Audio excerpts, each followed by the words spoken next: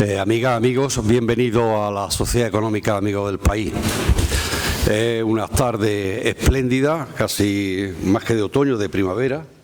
Y bueno, estamos para disfrutar de un acto cultural importante. Tenemos con nosotros al autor del libro que se va a presentar, a don Marcelo Guyó Omodeo, también al presidente de la asociación Bernardo de Gálvez, don Miguel Ángel Toro. Tenemos también con nosotros a don Manuel Olmedo Checa, también vicepresidente de la asociación. Amigas y amigos, yo creo que es la tercera vez que don Marcelo viene a la Sociedad Económica. En el año 19 estuvo en 2 ocasiones. Tengo, si mal no me falla, registrado en las memorias de una entrevista que realizó en la biblioteca de esta sociedad con doña Elvira Roca, una grabación que hubo. Y creo que en el mes de julio hubo una conferencia muy interesante, y además me la perdí, que era la de Mercosur, el Mercosur en el triángulo de China, Europa y el otro vértice, ¿cuál es? Mercosur y la Unión Europea y China. Exacto, Unión Europea, China y Estados Unidos, eran los 3 vértices.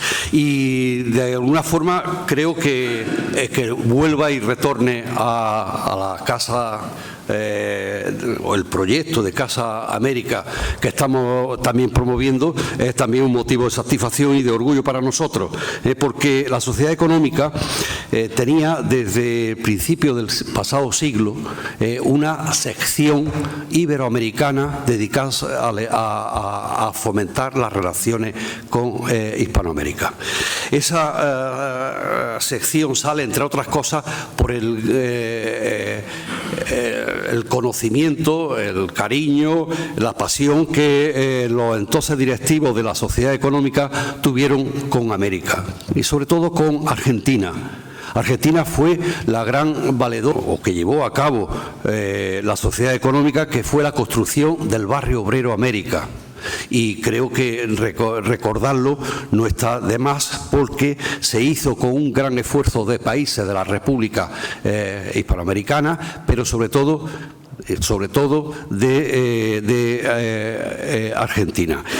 Y digo que la vuelta de don Marcelo Guyó es importante. Yo creo que va a volver más veces, porque ha pasado también con muchos hermanos sudamericanos, como fue en su momento el propio Portes, el presidente de México, que cuando cesa en su misión en el año 1931, la primera visita que hace es a Europa, a España, y entra por aquí, por Málaga, y aquí tiene una reunión con una serie de intelectuales, gente de la cultura de Málaga, cuya foto está precisamente en la exposición, está en la exposición actual, en la sala pequeñita, entrando a mano izquierda. Verán ustedes, pues aparte del presidente, a don Emilio Baeza Medina, a Narciso Díez de Escobar y a mucha más gente del momento. González Anaya, mucha más gente. Y digo que estamos encantados de recibirlo y de recibirle ahora como en el futuro. Tome posesión de esta casa, de esta cátedra, y desde luego para un tema tan apasionante como lo que América le debe a España, un tema que nos tiene a todos y efectivamente a este público que nos acompaña.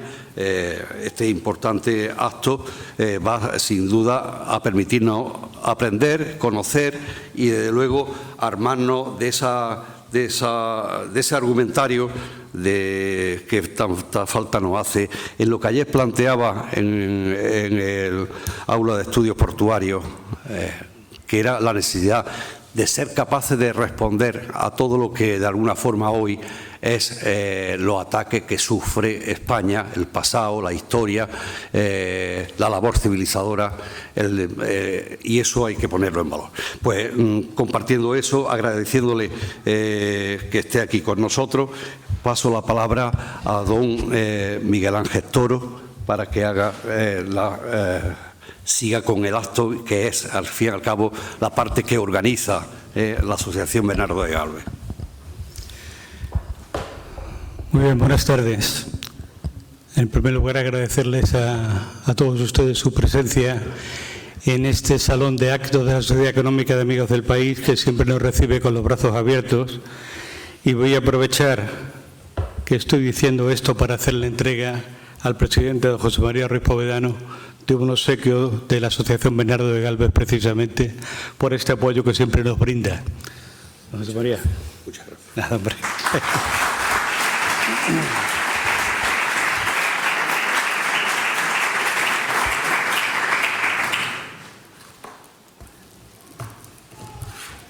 Despliégalo.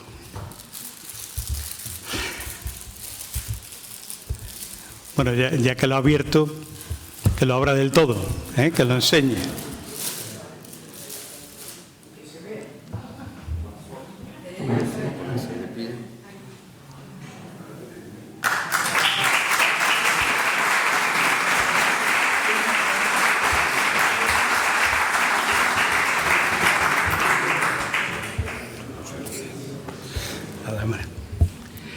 Bueno, y en segundo lugar, darle las gracias a don Marcelo Culló por decidir que aquí y con nosotros pues podría ser el mejor lugar para hacer la presentación de su nuevo libro.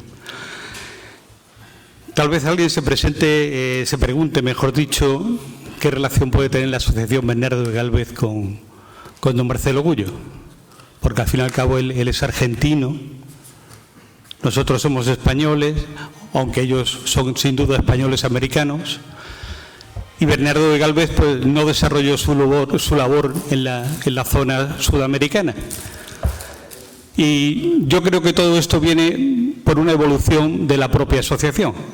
La asociación nació en el año 2008 y nos centramos en la figura de Bernardo de Galvez. Gracias a las investigaciones de Manolo Olmedo y de Paco Cabrera, pues poquito a poco fuimos descubriendo una serie de facetas y de hechos de la vida de Bernardo de Galvez. En el año 2014 se produjo ese punto de inflexión cuando se consiguió, gracias a esos documentos que ellos habían sacado a la luz y a la labor tremenda de Teresa Valcarce, pues que el retrato se colgara en el Congreso de los Estados Unidos y, como consecuencia, pues que el presidente Obama firmara el hecho de hacerle ciudadano honorario de los Estados Unidos. Además, también se bautizó un avión de Europa con el nombre de Bernardo de Galvez y a partir de ahí Bernardo de Galvez ya empezó a volar solo. Nunca, mejor dicho, el yo solo, ya empezó a volar solo y nosotros empezamos tal vez a investigar algo más que no fuera la figura de Bernardo de Galvez. Y se empezó lógicamente con la familia, con José de Galvez, con su padre, con Matías, con Miguel, etcétera, etcétera. Viendo facetas que eran importantes, bueno, por supuesto la labor de José como ministro de Indias o la del padre de Matías, primero como capitán general de Guatemala y su lucha contra los ingleses y luego como virrey de Nueva España, la de Miguel como, iba a decir cónsul, pero era cónsul, embajador en Prusia y en Rusia, en fin, que se fue abriendo el tema. Y yo creo que nos dimos de bruces con la leyenda negra. Y ahí apareció la figura de María Elvira Roca Barea, con sus libros de la imperiofobia y fracasología, pues le dieron, y también luego ya con Madre Patria de Marcelo, le dieron la vuelta a la tortilla. Y luego resulta que España no era tan mala como se nos había dicho y luego, en fin, todo lo que había dicho nuestro querido amigo el fraile Bartolomé de las Casas, pues no tenía absolutamente nada que ver con la realidad, todo lo contrario. Y es María Elvira la que en el año 2018, si mal no recuerdo, nos presenta por primera vez a Marcelo Culló aquí. Y empezamos a hablar de sus libros. El primero, el de la insubordinación fondante, que a mí me abre un poco así los ojos cuando lo leo en aquel momento, ¿no? Lo del proteccionismo de un país que le dice a los demás que tienen que ser liberales mientras que ellos mantienen la protección para conseguir el poder, la verdad es que me impactó. Y bueno, y luego posteriormente con el libro de Madre Patria o Nada por lo que pedir perdón, creo que han sido dos libros de un gran éxito y que han sentado las bases de la realidad de la colonización y evangelización de América. Por lo tanto, como posteriormente ahora le daré la palabra a Manuel Olmedo para que detalle sobre la vida y la obra de Marcelo Gullo, yo lo único que quiero es desearte toda la suerte del mundo, que tengas por lo menos el mismo éxito que has tenido con los libros anteriores, si no superarlo. De modo que muchísimas gracias por tu presencia y por haber apostado por nosotros. Muchísimas gracias.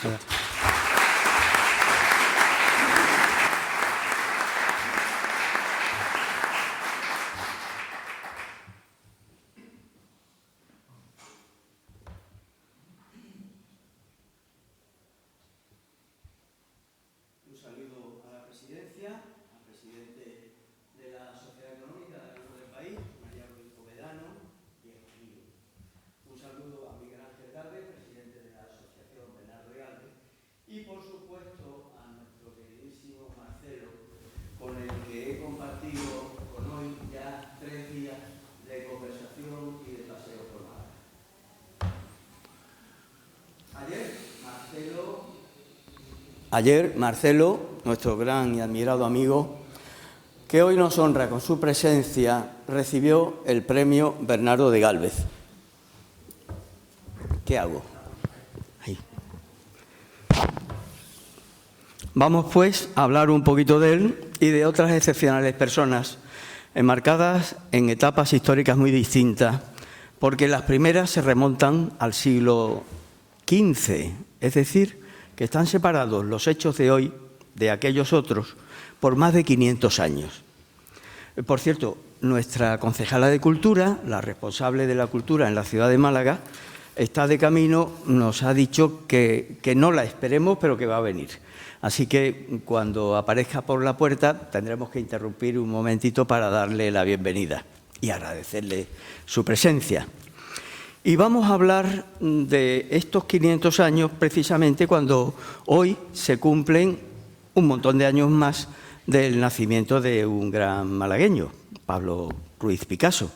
Si bien no está clara la voluntad que tuvo de favorecer a nuestra ciudad, que tanto supuso para su infancia cuando desde la Plaza de la Merced tuvo que corretear por esa plaza en la que otros muchos también hemos correteado. Pero antes de hablar de estos dos héroes, es necesario recordar una frase lapidaria. Luchar por el pasado es luchar por el futuro. Y esta frase es de María Elvira Roca Barea, a la que don Miguel Ángel Gálvez se ha referido antes, una malagueña nacida en un pueblecito pequeño de la Sarquía, en el Borje, que con su extraordinaria obra Imperiofobia y Leyenda Negra abrió hace ya 5 años una senda que es un hito en la historia de España y en la historia del mundo. El libro de Elvira va ya por la 44ª edición, o como alguno diría, por la 40 y tantos ava, que tiene que ser mucho más, evidentemente, ¿no? Con este libro, hace 5 años, abrió María Elvira una senda que hoy están ensanchando un selecto grupo de hispanistas, entre los cuales Marcelo es uno de los más importantes y, por lo menos, el más apasionado de todos. De Marcelo ya ha hablado nuestro presidente, pero no puedo olvidar que Marcelo tiene 3 licenciaturas, es doctor en ciencia política, ha estudiado en Argentina, nació en Rosario y ha impartido docencia en 9 universidades de América y de Europa. Marcelo tiene aproximadamente unas 50, 60, quizás 70 publicaciones y de las que más nos atañen están Madre Patria, como ha dicho nuestro presidente, está todo lo que España debe, nada por lo que pedir perdón, y lo que América debe a España. Y aparte de eso, Marcelo pues ha intervenido en alrededor de 200 intervenciones públicas, con lo cual no es extraño que todos ustedes hoy hayan querido acompañarnos. Por cierto, ha habido un pequeño incidente esta tarde porque en la misma plaza de la Constitución se me rompieron las gafas, pero por fortuna aquí hay una señora que ha venido expresamente de Madrid, que es la que me ha prestado. Bueno, yo tengo más dioptrías que ella, pero en fin, vale la solución que hemos podido arbitrar. Gracias, por supuesto, Esperanza. Pero volvamos al tema. Pronto esperamos que nuestra asociación deje de existir, porque su apasionante tarea será proseguida por la Fundación Gálvez Málaga en cuanto termine de tramitarse su constitución por los Ministerios de Justicia y de Cultura. Y lo haremos con el mismo fervor, con la misma pasión y con el mismo entusiasmo que hace ya 22 años, cuando comenzamos a recuperar a Bernardo de Gálvez y a los miembros de su familia, nos impulsó a crear la asociación. Ojo, que al hablar de los Gálvez, como muy bien ha dicho Miguel Ángel Gálvez, que es descendiente, aunque no directo, de los Gálvez de Macharabiaya. Hablar de los Gálvez, no podemos olvidar a su padre Matías, artillero, de feliz y agradecido recuerdo en Tenerife, héroe de la guerra contra los ingleses en el dificilísimo Teatro de Operaciones de Guatemala. En su biografía han trabajado con singular acierto Alberto Ruiz de Oña en Alcalá de Henares y Carlos Cologan en Tenerife. Tenemos que recordar a José, tío de Bernardo, que pasó de un monaguillo que sabía latín con 12 años en Macharabiaya y que fue ascendiendo gracias a su tesón y a su poderosa inteligencia hasta llegar a ser ministro universal de Indias.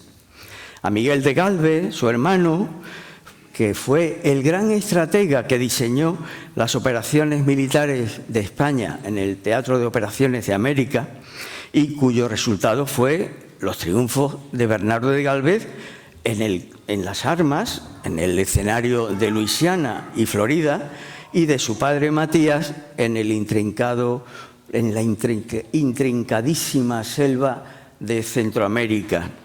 Y además Miguel, embajador de España en la Rusia de Catalina la Grande, y allí logró introducir el vino de los montes, que claro, con el fresquito que corre por San Petersburgo, pues la verdad es que tenía que venir muy bien. También tenemos que hablar del cuarto hermano, Antonio, que desarrolló una importante actividad, aunque no con la entidad de sus hermanos, pero que le tocó afrontar dificultades con la gran crisis que sobrevino después de la guerra, porque no puede olvidarse que después de una guerra se produce una gran crisis, aunque la guerra se gane. Pero de Bernardo conviene hoy hacer algunas oportunas referencias. Lo primero que hay que recordar, que su segundo apellido no fue Madrid, sino Gallardo.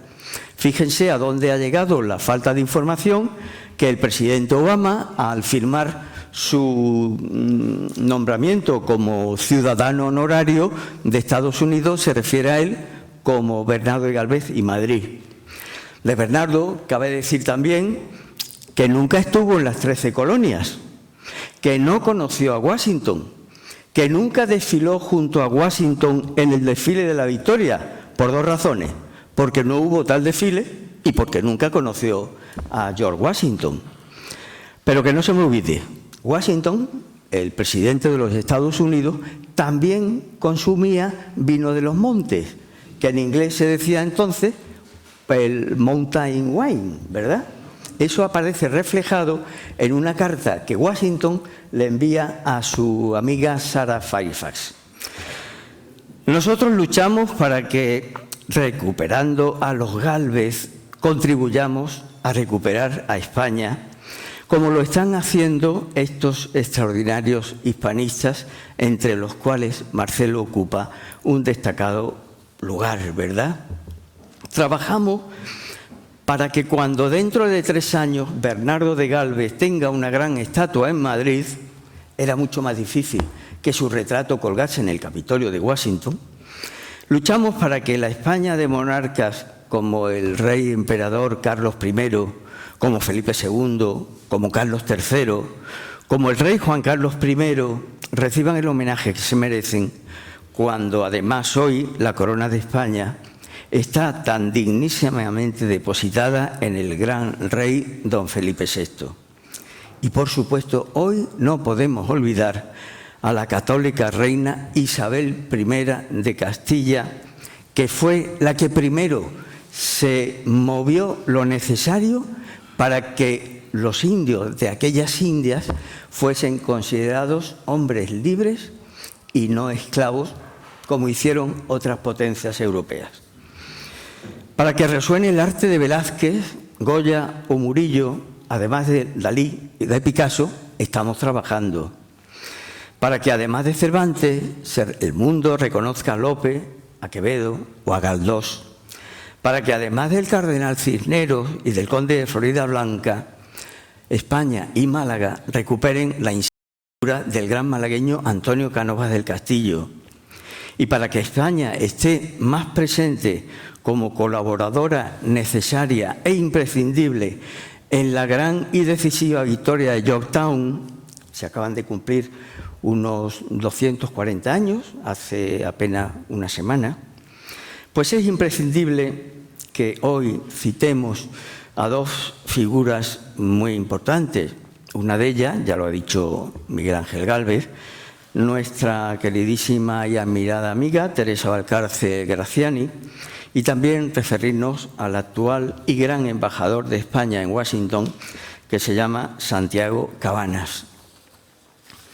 Y ya os dejo con nuestro querido y admirado Marcelo Gullo, no sin antes recordar que el día de la fiesta nacional de España, el Día de la Hispanidad, el pasado 12 de octubre, tuvo su origen cuando en el año 1917 el presidente de Argentina, Irigoyen, primer presidente elegido democráticamente, declaró el 12 de octubre fiesta nacional de la patria chica de Marcelo, porque la patria grande de Marcelo y de todos nosotros es España. Así que, en recuerdo de esta fecha, 12 de octubre, hemos permitido nuestra asociación entregarle a Marcelo una cosa muy pequeñita, que ha sido enviada desde Madrid por una de nuestras colaboradoras muy ardientemente, que se llama Mercedes Oceja,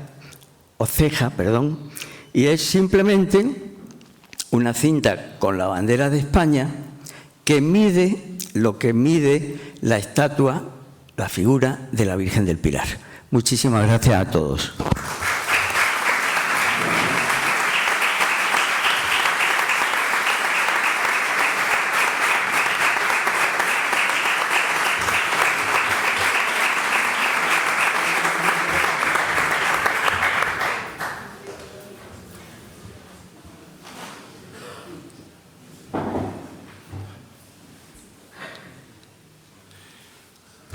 Buenas tardes. Primero, mi profundo agradecimiento a Miguel Ángel Gálvez y a la Sociedad Económica en la persona de José María Ruiz Podedano y, por supuesto, a Manuel Olmedo Checa, entre algunos de los que hicieron posible mi visita a Málaga y la presentación de mi libro, este último libro que ustedes están observando, Lo que América le debe a España, que es el cierre de la trilogía que comienza con Madre Patria, continúa con Nada por lo que pedir perdón y termina con Lo que América le debe a España.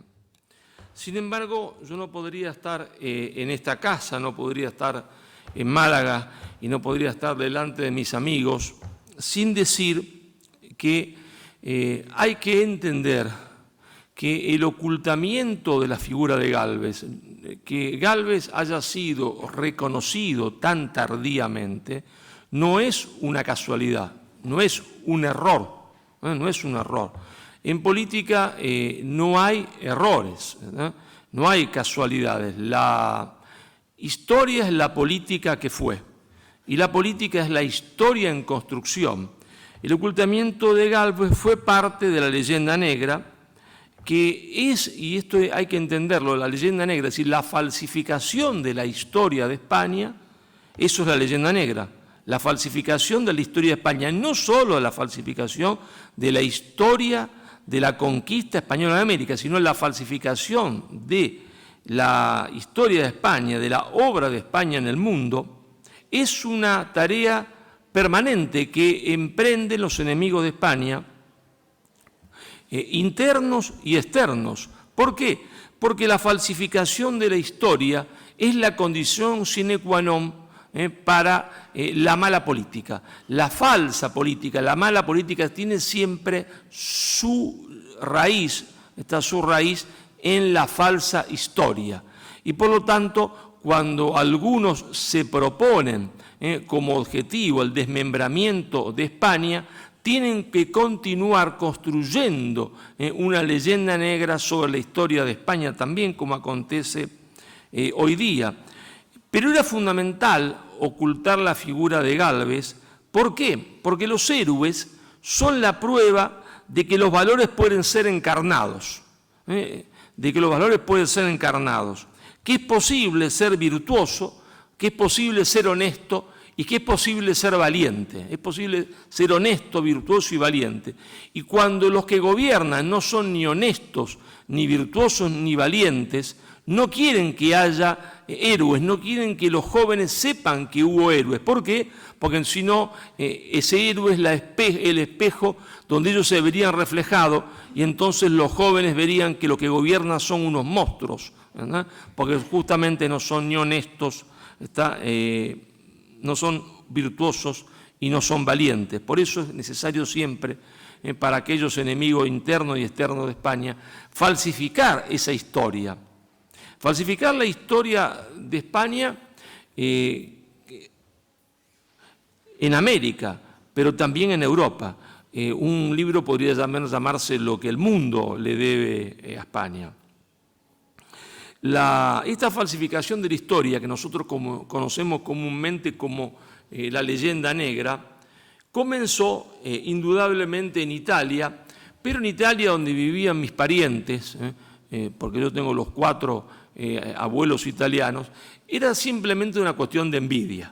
Si los italianos estaban envidiosos, claro, porque Italia se consideraba heredera de Roma y resulta que Italia ya no era nada en el mundo nuevo lo estaba construyendo una antigua provincia romana que era la Hispania romana transformada en España gracias a la obra de Isabel la Católica y de Fernando de Isabel, que fue la más importante estadista de la historia de España y yo me atrevería a decir de la historia del mundo.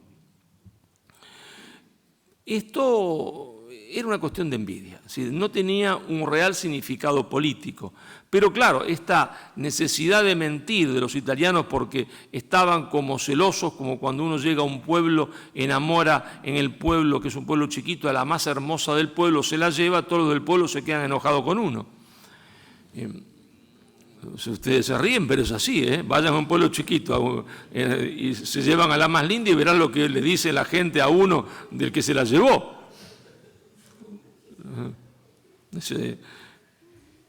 No tenía importancia política, pero cuando uno crea una mentira, la mentira puede ser utilizada por otro.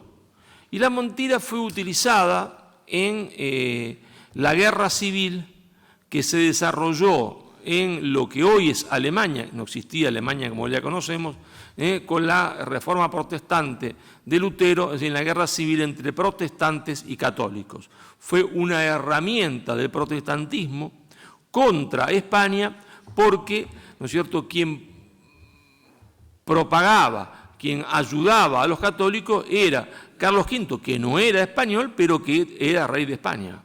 aunque también era emperador de Alemania.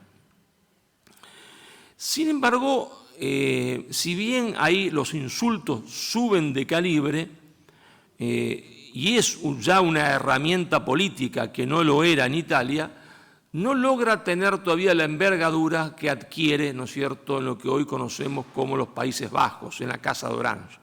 Es cuando la Casa de Orange se hace cargo de propagar la leyenda negra en el mundo en donde sí toma una consistencia realmente importante. Es decir, el libro de Bartolomé de las Casas, que es la herramienta esencial de la leyenda negra, va a ser tomada por la Casa de Orange y llevada al mundo, ¿cierto? Ilustrado con ilustraciones completamente aberrantes y locas, ¿está?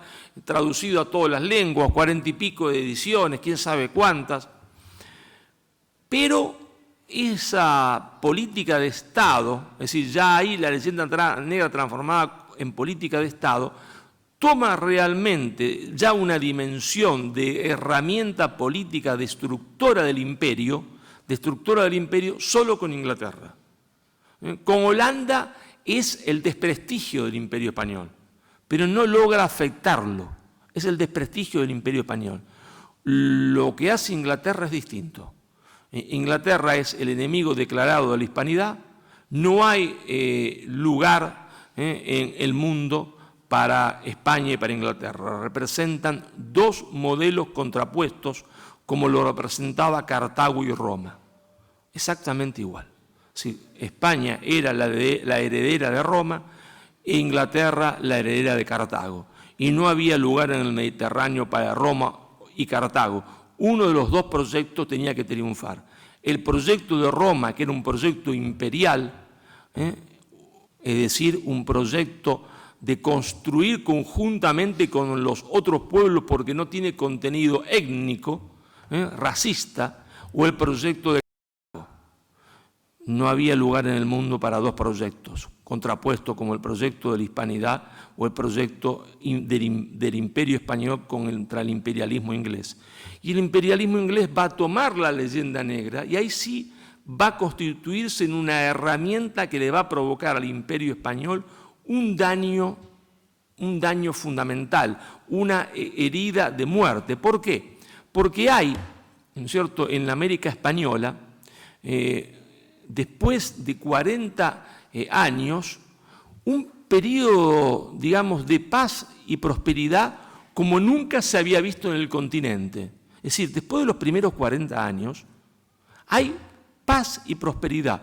Una paz que va a durar prácticamente 200 años, con apenas algunos brotes de violencia.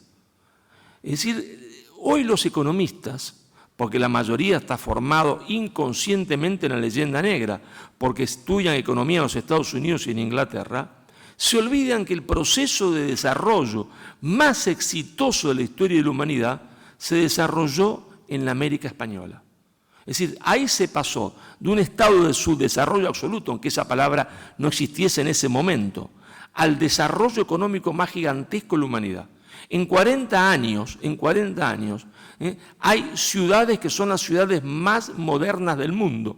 No era posible comparar a París, digo París, con México, ni a Londres con México y mucho menos, por supuesto, Madrid o Sevilla con México. México era una ciudad mucho más moderna. Para empezar, era mucho más moderna también Lima que las otras ciudades, lo era Bogotá, porque lleva a España, a América, la vanguardia de la arquitectura mundial, es decir, del urbanismo mundial, es decir, construir en cuadrículas, con lo cual las ciudades eran aireadas, corría aire, las enfermedades se iban fácilmente porque los vientos podían circular, se podía rápidamente evacuar las aguas, es decir, era la tecnología de punta en materia de urbanismo, y porque en la región hubo 30 y pico de universidades, España sembró América de universidades, sembró América de hospitales. Hubo un sistema, se entiende, de seguridad, hoy diríamos pública, seguridad de sanidad pública, diríamos hoy, que no tiene parangón ni siquiera con el que existe hoy en España. Porque ese sistema de seguridad pública, que no era estatal, aunque el Estado intervenía ayudando, no era estatal. Sin embargo, cubría toda la población de forma gratuita, es decir, no había nadie que se enfermase y no tuviese un hospital donde ir y ser atendido de forma gratuita. Y donde era alimentado, ¿verdad?, de forma tal, yo lo compruebo en Madre Patria, que cualquier persona hoy de los suburbios de México que vive en la pobreza desearía ser alimentado. Era alimentado de forma extraordinaria, con una calidad de alimentos nunca visto.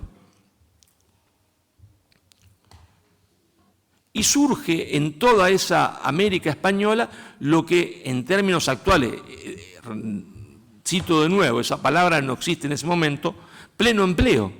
¿Por qué? Porque surge un proceso en toda la América española de protoindustrialización. De pronto las mercaderías de España llegaban tarde, mal y nunca, porque tenían que cruzar el Atlántico, protegidas por convoy, porque los ingleses le han declarado al imperio español una guerra de baja intensidad, diríamos hoy, una guerra informal. No es la flota británica que ataca a los barcos españoles, sino que son los piratas ingleses. Pero los piratas ingleses son parte de la política exterior británica. Sería largo de detallar, pero un día podríamos hacer una conferencia sobre qué significó la piratería. La piratería eran sociedades anónimas. Cada barco, cada empresa pirata era una sociedad anónima. Iba, se entiende, supongamos Drake, a un bar, que está todavía identificado cuál era en Inglaterra, y decía, señores, parto para saquear la América española y voy a atacar estos puertos. ¿Quién pone dinero? Porque el que pone dinero se va a llevar un porcentaje de lo que traigo. ¿Y cuál era la garantía de que Drake iba a cumplir su palabra? Es que antes de ir al bar, la taberna, decían ellos, él ya tenía el compromiso de Su Majestad Británica. Es decir, la primera persona que invertía en esa empresa de piratería era Su Majestad Británica. Es decir, era una guerra de baja intensidad de Inglaterra contra España. Inglaterra no se atrevía a declarar una guerra frontal con España porque no estaba en condiciones de llevarla a cabo, y entonces decide atacar a España y desangrarla de a poco. Pero esa no fue la estrategia principal británica. Esa forma de comercio entre España y América generó una protoindustrialización, generó un pleno empleo, pero había sectores que no estaban de acuerdo con ese modelo. ¿Quiénes eran? Bueno, sectores muy pequeñitos que vivían en los puertos, porque el nudo de la economía hispanoamericana, de la América española, estaba en lo que es la columna vertebral del continente de la América del Sur, formada por la cordillera de los Andes, en el interior del continente, que es una de las pruebas de que España hizo imperio y no imperialismo.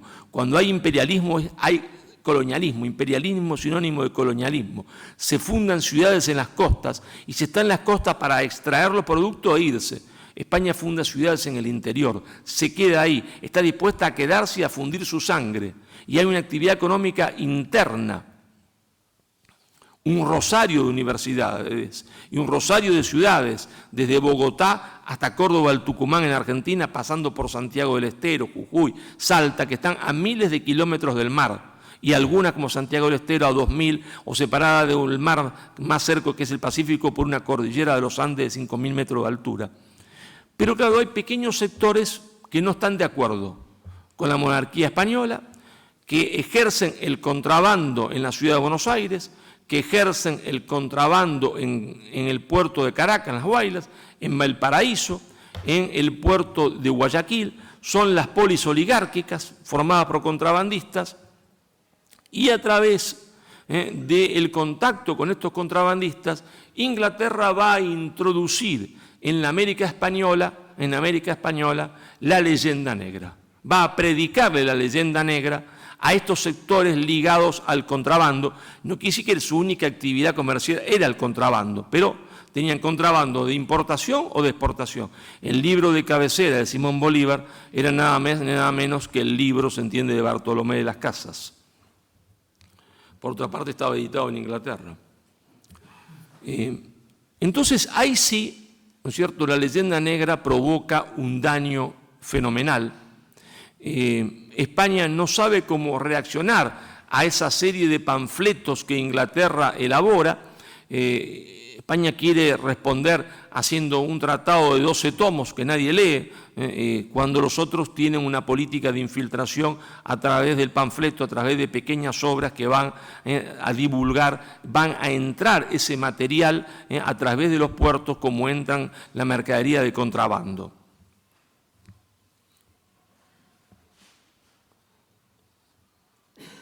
Pero la leyenda negra triunfa porque es funcional a los intereses británicos y funcional a los intereses de estas polis oligárquicas del contrabandista. Una mentira en la historia no funciona si no es funcional a un interés político. Y la leyenda negra es la primera fake news de la historia. La primera fake news de la historia. Claro, uno podría pensar, cuando Inglaterra cumple su objetivo geopolítico de romper el imperio español, entonces la leyenda negra tendría que haber disminuido en su intensidad por lo menos, ¿no? El objetivo está hecho, es decir, el imperio español está destruido, la América española se parte en repúblicas impotentes, porque son pedacitos en el mundo, es decir, todos navegábamos en un gran transatlántico y de repente el transatlántico se hunde y aparecen botes, botes que van al agua, hay unos botes más grandes que otros, pero todos son botes de lo que era ese transatlántico, incluido lo que hoy llamamos España, porque el transatlántico era España, todos éramos España, pero el transatlántico se hunde, y aparece un bote con el nombre de España, otro bote con el nombre de Argentina, otro bote con el nombre del Perú, y comenzamos a navegar cada uno por su cuenta en ese mar. Pero los botes no navegan como un transatlántico. Los botes no pueden soportar la tormenta de un transatlántico y no tienen el poder de un transatlántico. Y el más grande triunfo de la leyenda negra, ¿cierto?, fue que el bote que se quedó con el nombre de España, se creyese ese bote a partir de ese momento que España siempre había sido ese pedacito, ese botecito. No, España iba de los Pirineos a Filipinas y de California casi Alaska, Tierra de Fuego, todo eso era España. Puede comprobarse que ese era el sentimiento de todos los que formaban ese imperio, claro. Puede comprobarse, para empezar, porque el primero que escribe un panfleto a favor de la independencia, es decir, el que más estaba a favor de la independencia, fue un jesuita arequipeño que se llamó Guzmán y Vizcardo. Y Guzmán y Vizcardo titula su panfleto Carta a los españoles americanos. Es decir, nosotros los españoles americanos tenemos que separarnos de la monarquía de los españoles europeos, pero él dice Carta a los españoles americanos, es decir, todos somos españoles, todos. Y el más grande triunfo de la leyenda negra fue que los botes no se reconociesen más entre ellos como parte, se entiende, de un mismo barco que era el transatlántico, que se llamaba España. Por eso cuando se produce la última rebelión morisca en España, que podía dar lugar a una intervención del Imperio Otomano, hay dos mestizos hispanoamericanos que empuñan la espada para participar y derrotar a esa rebelión. ¿Quiénes fueron? Nada más ni nada menos que el Inca Garcilaso de la Vega, que se encuentra en ese lugar de batalla con el hijo de Hernán Cortés y de Doña Marina, con Cortés Malixín. Son dos mestizos hispanoamericanos que van a dar la vida, ¿por qué? Por España, porque España era todo. España era todo.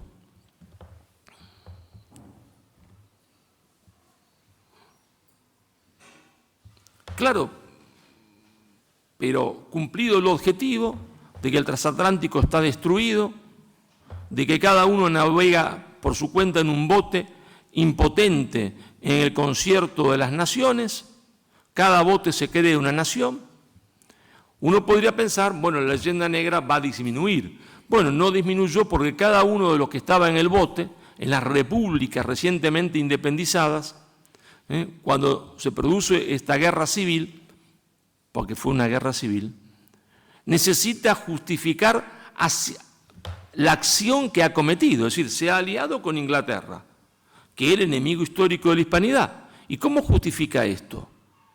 ¿Cómo va a escribir esta historia? Tiene que escribirla para justificarse a sí mismo, diciendo que la leyenda negra es cierta, que España fue a América a robar, matar, asesinar, ¿verdad? Que los españoles fueron la peor cosa, se entiende, de la humanidad, unos tigres sedientos de sangre, unos tigres sedientos de sangre.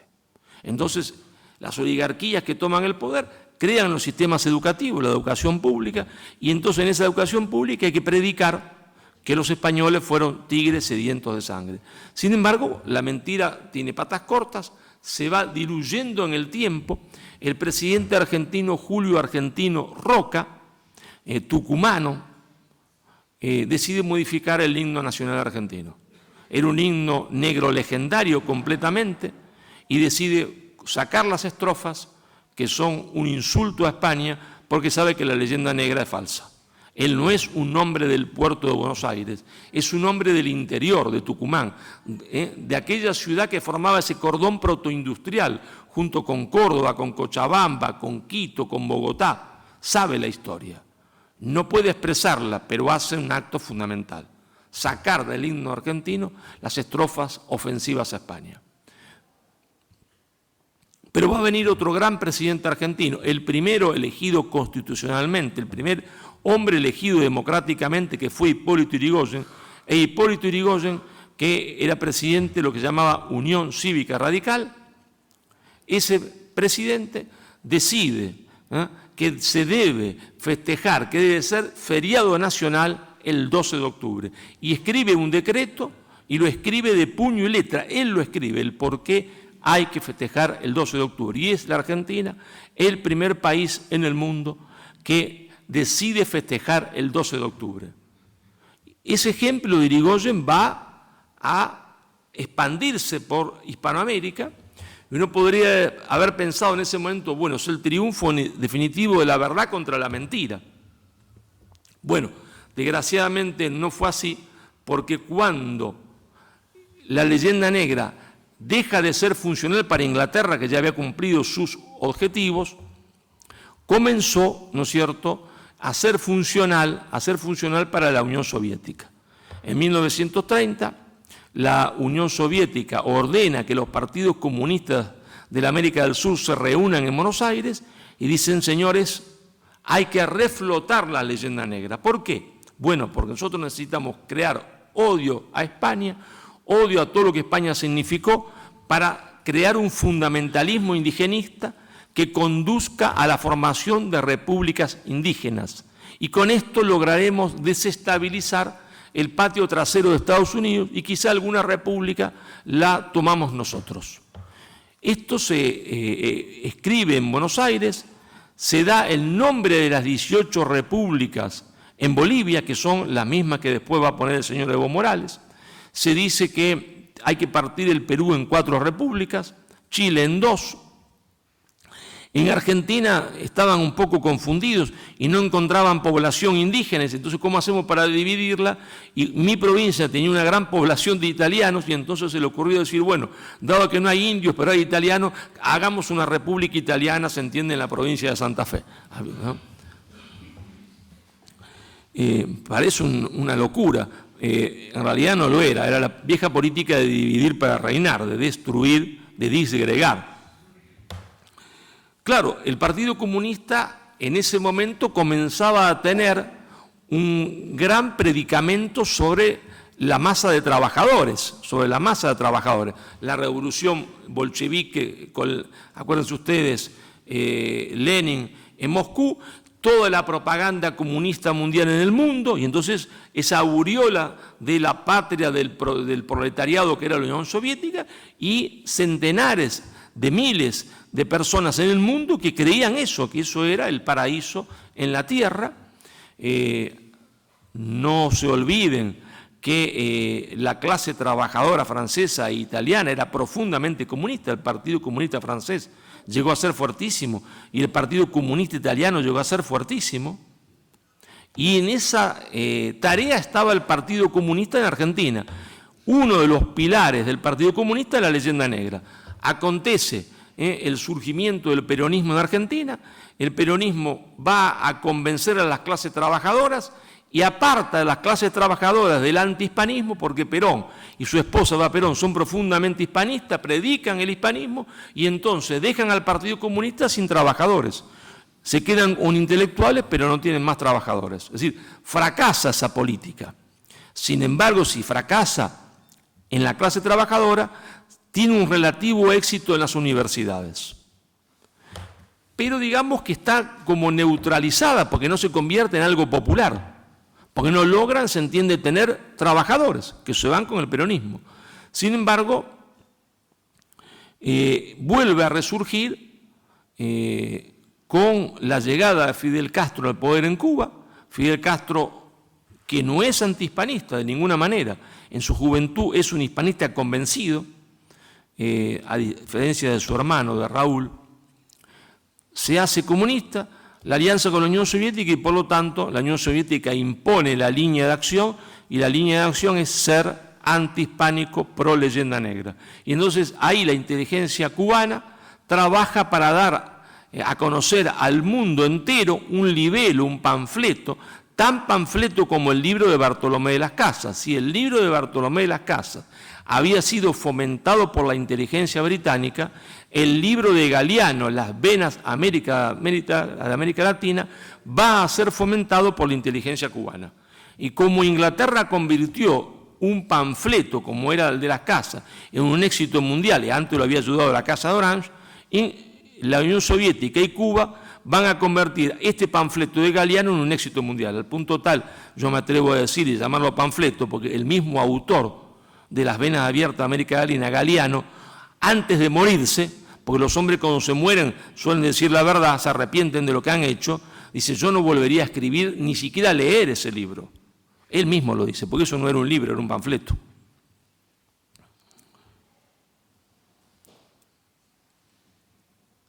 Ahora bien, uno podría decir, con la caída de la Unión Soviética, que es que fomentaba ahora la leyenda negra, como antes la había fomentado Inglaterra y los Estados Unidos, tendría que caerse la leyenda negra. Bueno, resulta que uno puede opinar lo que quiera de Fidel Castro, menos que era tonto. Se puede opinar lo que se quiera, tonto no era. ¿Está? Ustedes dirán, asesino, diga lo que quiera. Asesino, héroe, da igual, esos son adjetivos, tonto no era. Entonces, cuando Fidel Castro ve la caída del muro de Berlín, dicen, muchachos, estamos fritos. Acá se nos acabó el negocio, el chiringuito este se terminó. ¿Y qué vamos a hacer? ¿Ir a trabajar? No, eso nunca. Ustedes se ríen, pero es así, ¿eh? No, los muchachos no quieren ir a trabajar. No vaya a ser que se arruinen las manos. Y entonces, ¿qué hacemos? Dijo Fidel. Y convoca a la primera reunión de lo que va a ser el Foro de San Pablo. Ahí están todos desesperados, imagínense ustedes, se acabó el chiringuito, la Unión Soviética no va a mandar más plata. Vamos a ser sinceros. Independientemente de que hubiese hombres de buena voluntad, los partidos comunistas vivían del oro de Moscú, de las subvenciones que mandaba la Unión Soviética. Todo eran militantes subvencionados por la Unión Soviética. Esa es la verdad. Y entonces se terminó la Unión Soviética y se terminaba el sueldo. Estaban los muchachos desesperados. Fidel dice, tranquilo, tranquilo que tengo una solución, dice Fidel. Y explica algo que fue muy inteligente. Fidel dice, señores, con la lucha de clases del proletariado contra la burguesía no vamos a ninguna parte. Eso se terminó, murió. Con la idea que habíamos sostenido, que él había fomentado, es decir, llegar al gobierno a través de la lucha armada, por eso había fomentado Montoneros y el ERP en Argentina, el M-19 y la FARC en Colombia, no vamos a ninguna parte. Eso se acabó la lucha armada y se acabó lo de predicar la lucha entre la burguesía y el proletariado. Entonces, ¿qué hacemos, Fidel? Le contestaron los muchachos, estamos muertos, nos vamos a casa a trabajar. De ninguna manera. Lo que vamos a hacer es crear un nuevo sujeto histórico.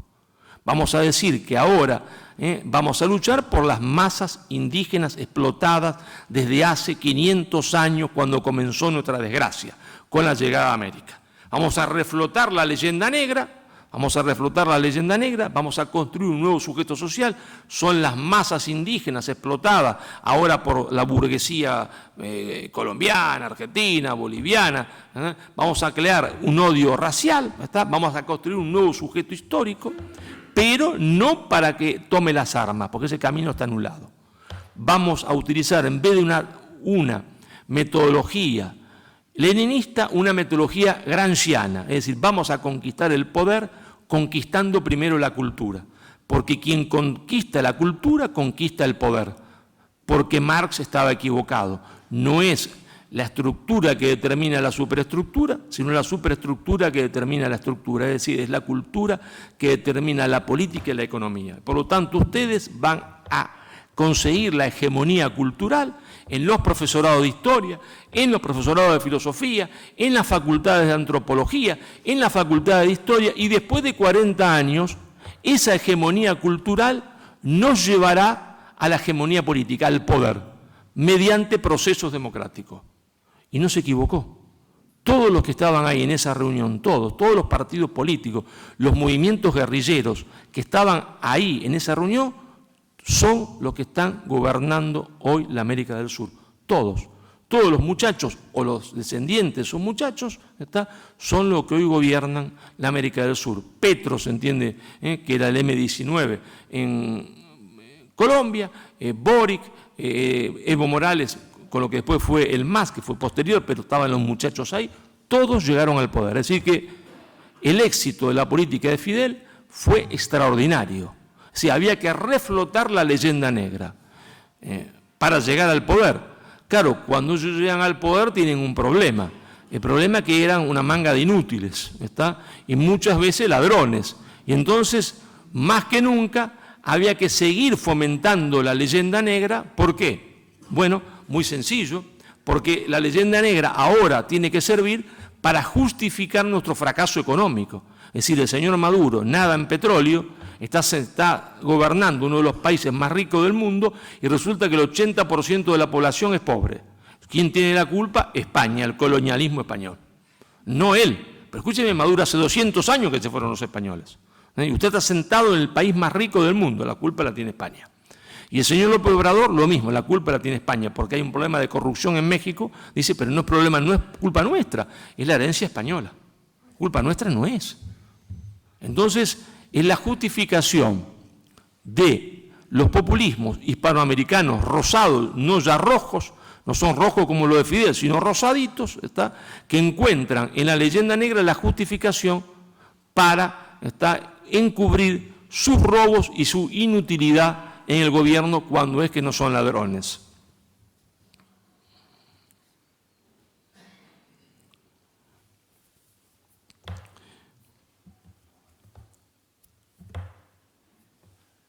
Esto me parece de fundamental importancia.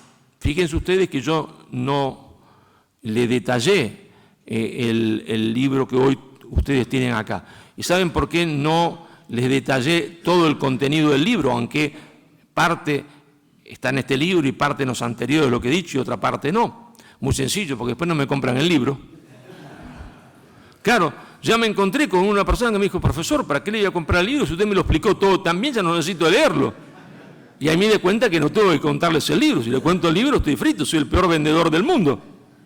Entonces ustedes tienen que comprar el libro para ver de qué trata el libro. Pero yo no los voy a despedir así nomás, sino leyendo algunas partecitas del libro, que me pasa siempre algo muy extraño. Yo me mato pensando semanas y semanas qué frases voy a utilizar para introducir el libro. Y nadie me las lee. Entonces me agarra una gran frustración porque digo, ¿para qué pensé tanto si la gente después no entiende por qué las puse?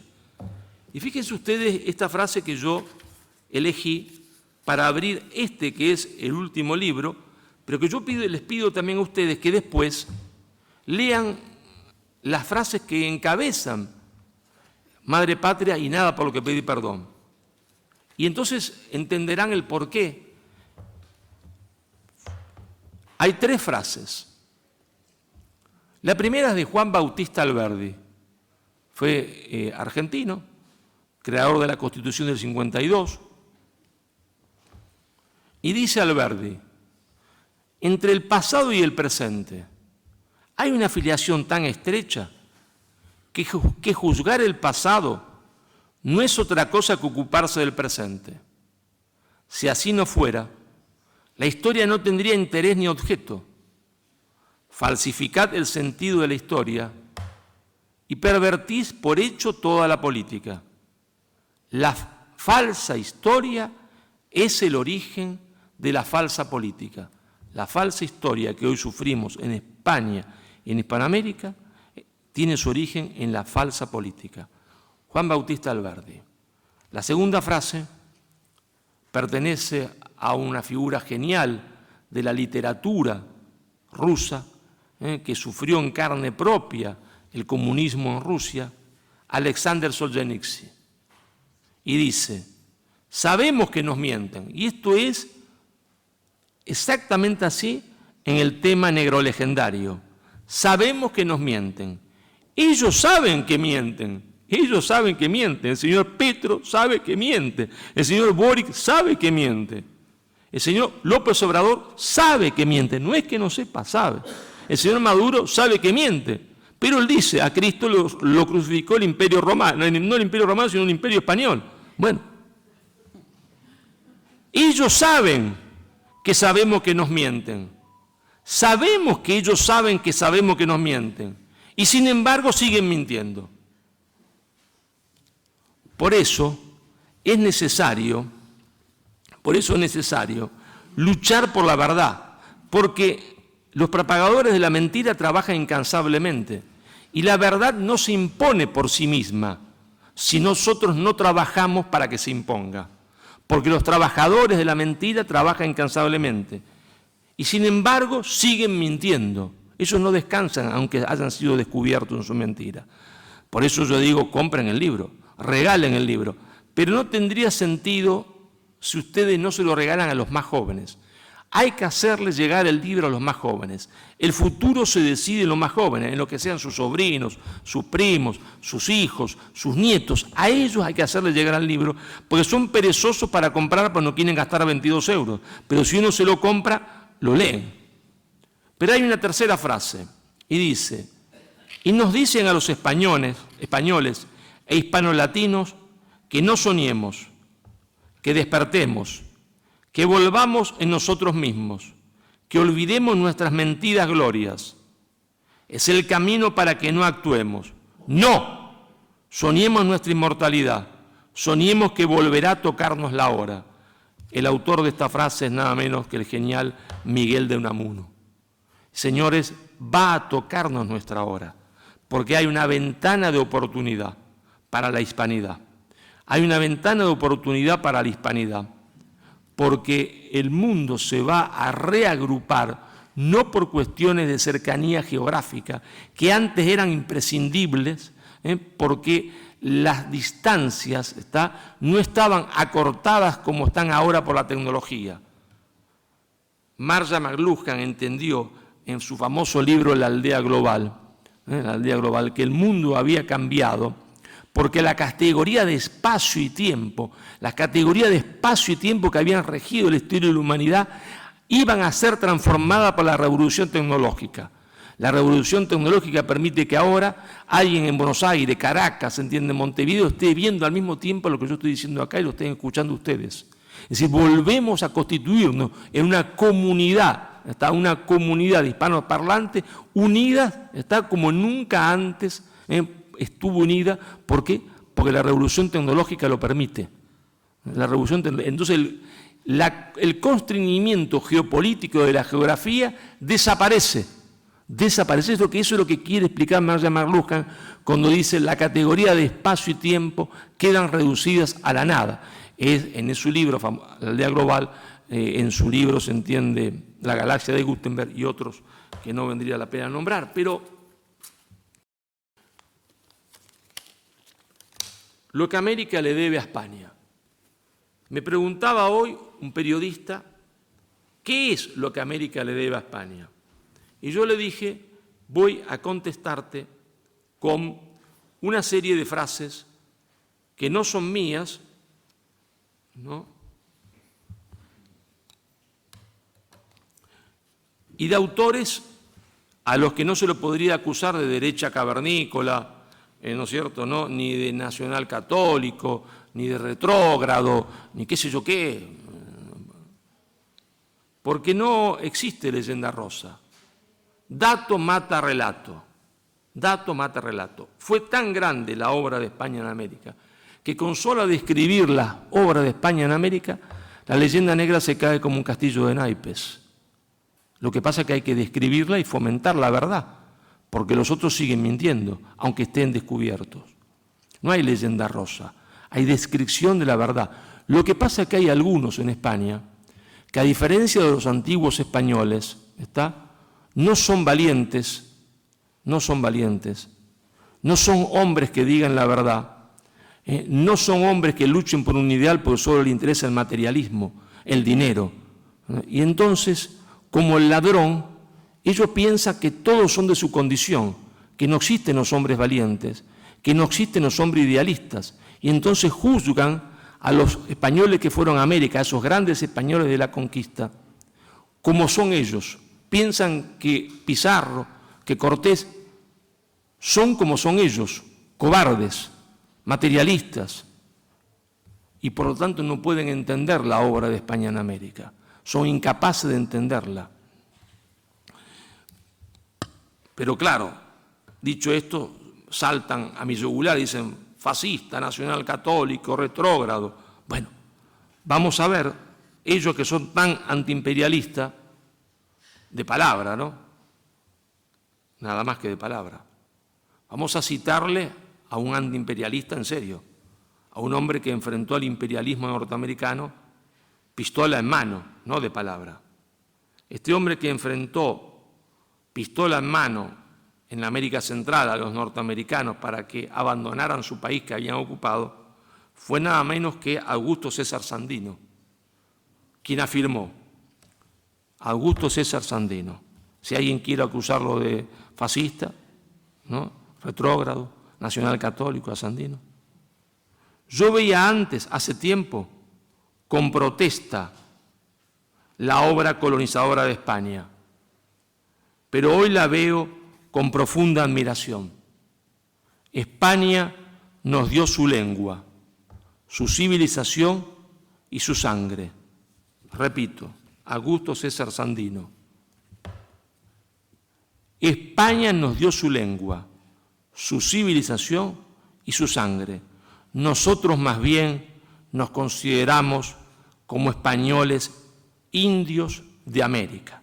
Nosotros nos consideramos como españoles indios de América. Por si fuese poco la frase de Sandino, vamos a decir otra frase. La frase de Eva Perón en Argentina, cuando afirmó, poco antes de morirse, la epopeya del descubrimiento y la conquista es fundamentalmente una epopeya popular. Somos, pues, no solo hijos legítimos de los conquistadores, sino herederos directos de su gesta y de la llama de eternidad que ellos transportaron sobre los mares. Este es mi homenaje al Día de la Raza, que había creado Hipólito Yrigoyen, el 12 de octubre. Día del pueblo que nos dio el ser. Día del pueblo que nos dio el ser. Si nosotros le debemos a España nuestro ser. Día del pueblo que nos dio el ser y que nos legó su espiritualidad. Pero si no bastara con eso, si quieren acusar a Sandino, a Eva Perón de fascistas, retrógrados, vamos a citarle a alguien que a ellos les gusta mucho, ¿no?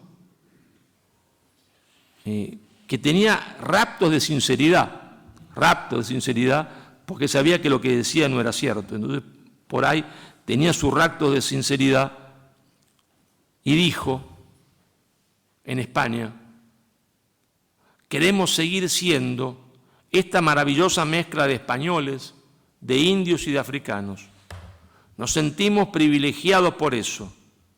Es lo que nos dio la historia, es lo que nos dio Dios para los creyentes, es lo que nos dio Santiago hace 2000 años. Y eso queremos seguir siendo, eso y parte del alma de España. Esta frase pertenece nada más ni nada menos que a Fidel Castro. Más claro canta un gallo. ¿Qué le debemos a España? Nosotros le debemos a España el ser, es decir, lo que hace que seamos lo que somos. Muchísimas gracias.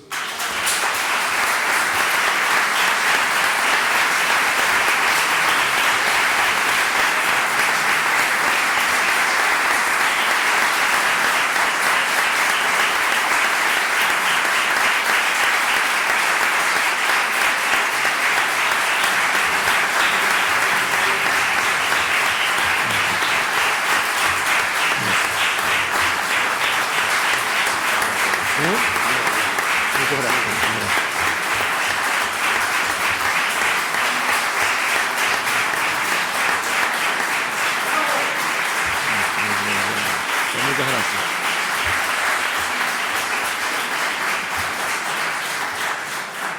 Muchas, pero muchas gracias. Me emocionan sus aplausos. Gracias, muchas gracias. Muchas gracias.